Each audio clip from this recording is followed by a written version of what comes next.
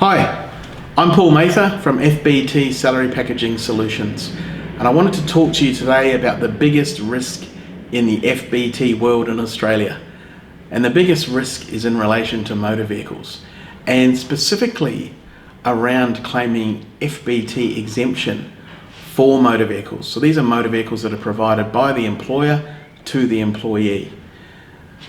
There's a new practical compliance guideline, or what we call safe harbour rules, that have been issued by the tax office, PCG 2018/3, which talks about when we can claim exemption for a particular type of motor vehicle, for a vehicle that is like a tool of trade vehicle or a work-related vehicle.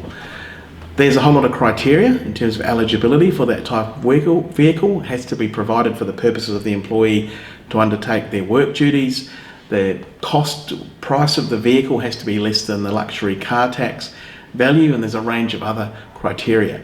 But in addition to that, there's criteria or thresholds in relation to how much private travel the employee can have of that vehicle. So there's three criteria.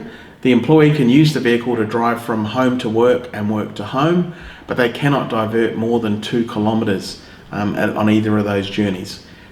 The employee can have up to 1,000 kilometres worth of private usage throughout an FBT year, which is a whole 365 or 366 days. And as long as they keep that threshold of 1,000 private kilometres below that threshold, then the employer can look to claim exemption.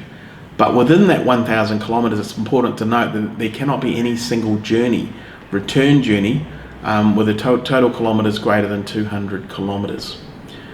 So there's a fair bit in there in terms of being satisfied from an employer perspective they can confidently claim the exemption, because it's the employer that claims the exemption.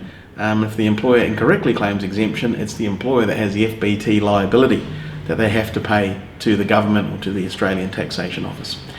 So I hope that gives you a bit of a sense in terms of the biggest risk for FBT.